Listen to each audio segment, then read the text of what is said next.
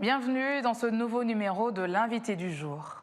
Dans le trésor de pensée, Antoine-Claude Gabriel Jaubert a dit « Tous les biens sont périssables, excepté les talents et la vertu ». À mes côtés aujourd'hui, un jeune artiste pétri de talent qui a su l'imposer contre vents et marées. C'est Ja Rule. Bienvenue sur notre plateau. Merci. Et merci de m'avoir reçu aujourd'hui. Avec plaisir. Alors, qui est Ja Rule? Ja Rule est un danseur comique. Et je me préciserais que Ja, qui veut dire Dieu, et roule en français. Donc ça veut dire Dieu roule en moi. Oh, Voilà.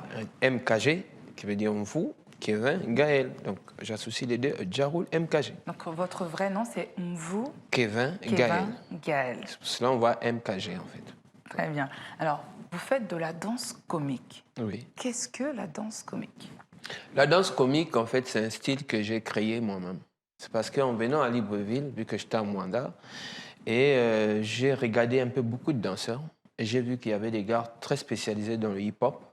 Et moi, pour être particulier, il fallait que j'ai créé quelque chose. Tout à fait. Ensuite, j'ai eu l'idée, je me suis inspiré de Jim Carrey, de Benny Hill et de Charlie Chaplin.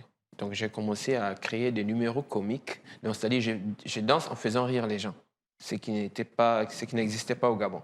Et ensuite, je me suis dit, bon, vu que les danseurs ont tout le temps des bafoules, des jeans, tout ça, donc il fallait que je sois habillé en veste pour faire un peu sérieux, le danseur sérieux, mais comique. Faire un peu décalé. Voilà, pour être un peu dans différents endroits, parce que vous savez qu'à l'époque, bon, maintenant on accepte un peu dans les mariages les danseurs un peu vêtus un peu différemment.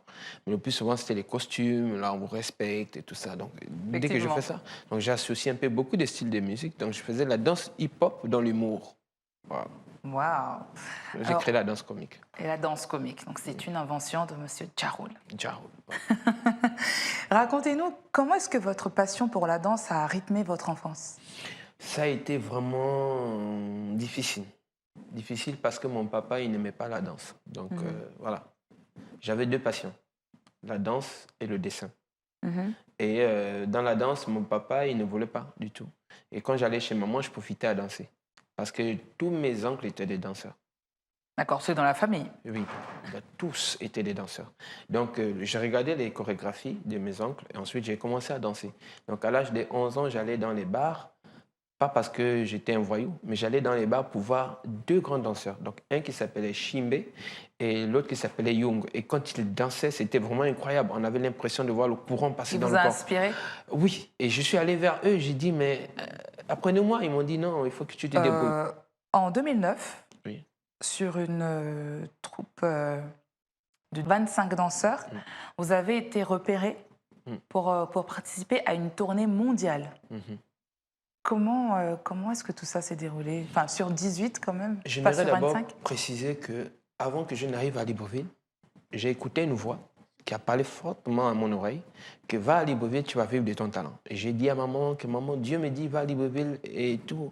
Elle s'est offensée, donc c'était vraiment une violente dispute entre elle et moi. Et ensuite, mais tu vas suivre une voie, tout ça là. Ensuite, je suis arrivé.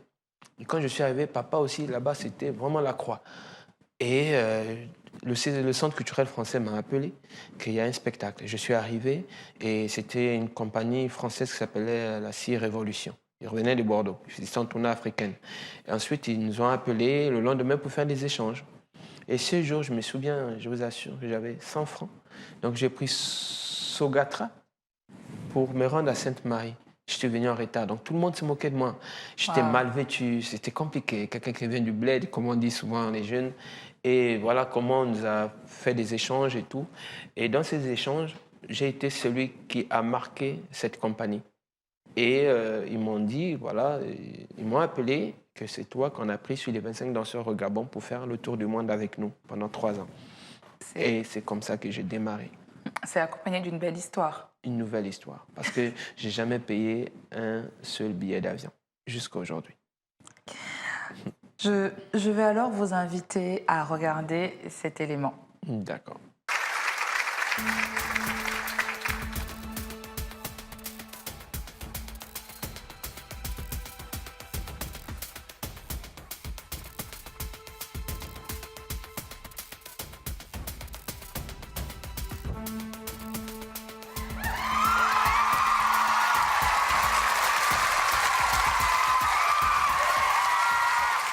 Je suis le danseur atypique.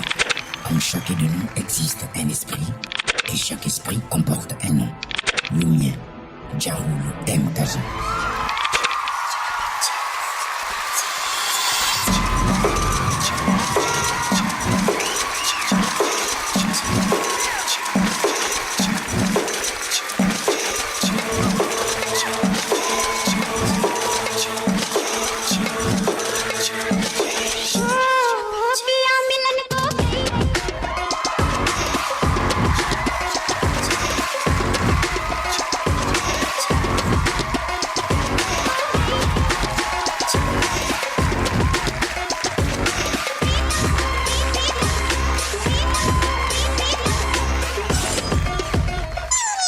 Waouh, c'est impressionnant ce qu'on vient de voir. Ouais. Expliquez-nous ce numéro. Je me suis dit, si le serpent était un être humain et il dansait, comment il pouvait danser? Et le serpent ne peut pas faire les mouvements comme nous. Le serpent va ramper, va rentrer dans les choses, va se plier. En parlant de rentrer dans les choses, on vous a vu dans une valise. Comment est-ce que vous faites pour vous contorsionner autant? C'est-à-dire que dans la valise, je suis masqué. Donc Alors pourquoi le masque? Oui, le masque, c'est parce que je voulais être un peu différent. Parce que lorsqu'on me regarde danser, on a l'impression que c'est un semblant de Michael Jackson. Mais entre-temps, non. Tous mes costumes de scène, c'est moi-même qui les dessine et qui les crée. On découvre beaucoup de tiroirs de Djaroul. C'est un artiste complet. Ouais. Donc, quand je fais un songe, en fait, lorsque j'écoute une musique, même si vous me donnez une musique, le costume automatiquement s'affiche à l'esprit par rapport à la musique. Donc, je dessine, j'achète les motifs, je donne au tailleur et puis il me sort le costume. Donc, le masque, c'est vraiment pour être différent. C'est-à-dire que même là encore, je peux dire que je suis fort parce que lorsqu'on a le masque, on perd d'oxygène. Donc, si tu es asthmatique, tu meurs automatiquement. Soit tu arrêtes, quoi. Mais j'arrive à respirer près d'1 heure de temps avec ce masque-là et à donner une performance incroyable. Donc, c'est juste pour vous mettre une différence entre Michael Jackson et Djaroul. C'est-à-dire que quand il y a le masque, c'est Djaroul. Comment vous êtes arrivé alors au casting de cette émission? Au casting, c'est une sœur en Christ qui m'a appelé. Elle m'a dit, mais il y a une émission, tout ça, il faut partir. Et tout, tu as du talent et tout ça. C'est poussé par une amie que vous êtes arrivé à ça? J'hésitais et qui s'appelle Chérifat, d'ailleurs, ce que je salue au passage. Et je suis allé sur Internet, j'ai posté ma vidéo. Quand j'ai posté ma vidéo, ils étaient impressionnés. Oh, mais ouais, il y a ça aussi en Afrique et tout ça. Mais c'est incroyable et tout ça. Allez, en fait, ils ont compté sur moi. En fait. La stupéfaction, elle est claire parce qu'on l'a vu sur le visage de Claudia Tagbo, sur le mien. Et c'est comme ça, j'ai été sélectionné. Et puis, je suis allé, ils ont tout payé. Je suis allé, et arrivé là-bas, la compétition a démarré. Mais ça n'a pas été facile parce qu'on était près de 10 000 candidats. Donc la compétition commence depuis sur le net en fait. Donc, et là, il faut poster la vidéo à chaque fois. Il faut poster des nouvelles vidéos pour être retenu. Vous avez été finaliste? Finaliste, oui. C'est arrivé en finale. En finale, dans les 10 premiers? Dans les 12 premiers. Dans les 12 premiers. Ouais. Est-ce que vous pouvez dire que justement cette expérience de l'Afrique a un incroyable talent a été un tremplin pour votre carrière? Mais ça a été un tremplin déjà parce qu'il y avait d'abord eu le Gabon Talent Show qui avait les mêmes critères au Gabon. Et je suis sorti 2e. Donc cette expérience m'a tellement boosté pour aller là-bas. Et lorsque je suis allé, je n'avais pas d'inquiétude parce que je savais en quoi je croyais. Voilà, en ma foi en fait.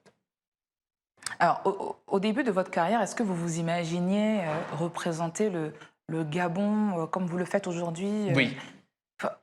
Pour vous, vous y croyez déjà dès le début? Depuis l'âge de 11 ans. Vous voyez déjà représenter le Gabon hors de nos frontières? C'était mon rêve. Et c'est un rêve que vous avez réalisé? Oui, j'ai réalisé. Je peux dire que j'ai réalisé presque tous mes rêves actuellement. Sur 100% de mes rêves, c'est joli. 98% j'ai réalisé. Il n'en reste que peut-être 2. Vous avez beaucoup de chance. Merci. Aujourd'hui, quel est le regard de vos parents par rapport à votre carrière? Bon, mes parents restent un peu sceptiques. Encore aujourd'hui? Bon, Malgré tout le succès que vous avez. J'ai discuté avec maman et mes oncles qui ont dit mais c'est bien, mais tu sais, la vieillesse et tout ça. Vous direz qu'ils ont peur un peu Bon, du ils ont regard peur des parce autres? qu'il n'y a pas de subvention. C'est pas structuré au Gabon. Mais en France, j'avais des bulletins de salaire. J'avais des bulletins de paye, comme le fonctionnaire à son emploi. Et c'est vrai qu'il y a un peu d'inquiétude parce que tu te dis, mais l'enfant prend une branche qui n'est pas légale au pays.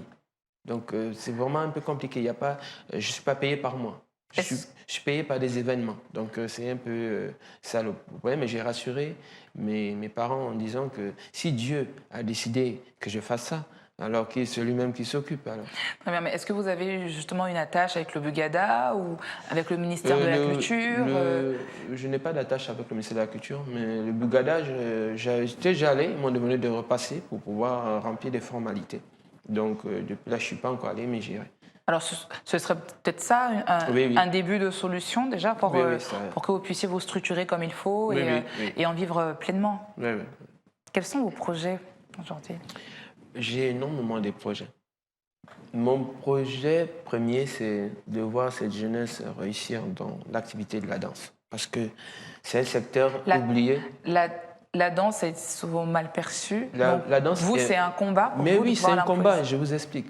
Moi, je ne bois pas, je ne fume pas, j'ai jamais percé des oreilles, j'ai pas de tatouage sur mon corps, je ne vais pas en boîte de nuit. Personne ne vous dira qu'il me voit en boîte de nuit. Pourtant, je suis sur ma propre charge. Donc, je suis indépendant.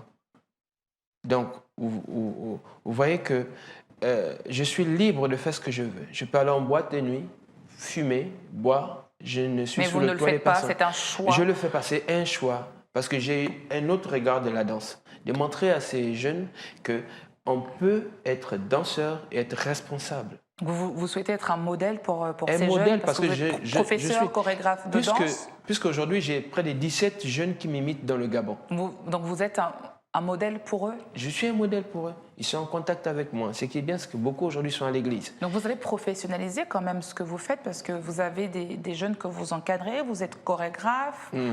Donc vous avez su vraiment... Non, vous savez, là-bas, ce n'est pas de ma propre force. C'est Dieu qui a dit « je vivrai de ça ». Donc Dieu ne peut pas conditionner quelqu'un et faire le contraire. Donc c'est un peu ça que je rassure aussi mes parents. Voilà. Ne vous inquiétez pas pour la vieillesse, parce que c'est Dieu qui détient la force de mon corps. Donc c'est lui qui doit décider si je change de vocation ou pas. Parce que Dieu avait déjà dit que si je fais autre chose que la danse, ça ne marchera pas. J'ai fait mon certificat de toise. Mon rêve était d'être policier comme mon père. J'ai fait mon certificat de toise. Mon nom n'est pas sorti. Partout où je me suis inscrit, mon nom n'est pas sorti. Mais dans la danse, tout marche bien. Merci beaucoup, Djaroul. Oui. On a une dernière question pour vous. D'accord. Dans notre épice du jour, nous vous savons pétri de talent. Vous êtes un peu inspiré de Michael Jackson et vous êtes au bamba. Est-ce que vous pouvez nous dire une belle phrase au bamba?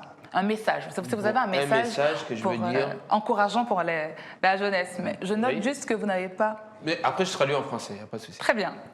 Banampo, Mengamwana be, Meyambre aussi le Benga, Baraso, Mawabama Mochocha, Gabele Kanunacha, Mama Bonga, Mengamwana be, Memono Konja, Memono Sile Kori, Memono Sile Biri. Et tu es le Benga Njamo Mampa Makini, Mekanunacha Mamochani, Namekina Ngompalenjami, non, au verbe les versets. Très bien. En français, ça donne? J'ai dit qu'actuellement, les jeunes rentrent dans les conneries. Les jeunes parlent de conneries. Vous, il faut vous abstenir. Je suis votre frère, je suis au Bamba, je suis de l'Ekori, je suis de l'Ebiri.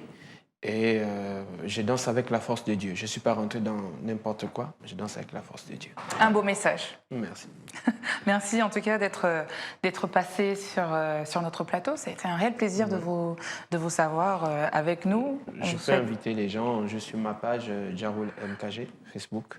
D'accord. Et puis, c'est fait. Voilà. En tout cas, on vous souhaite beaucoup de courage et de succès dans ce que vous faites. Merci. Je vous en prie. Merci à vous, amis téléspectateurs, de nous avoir suivis sur Gabon 24. Retrouvez-nous sur nos réseaux sociaux, Facebook, Twitter et en direct sur YouTube. Je vous donne rendez-vous très vite avec un nouvel invité. Bonne suite de programme sur Gabon 24.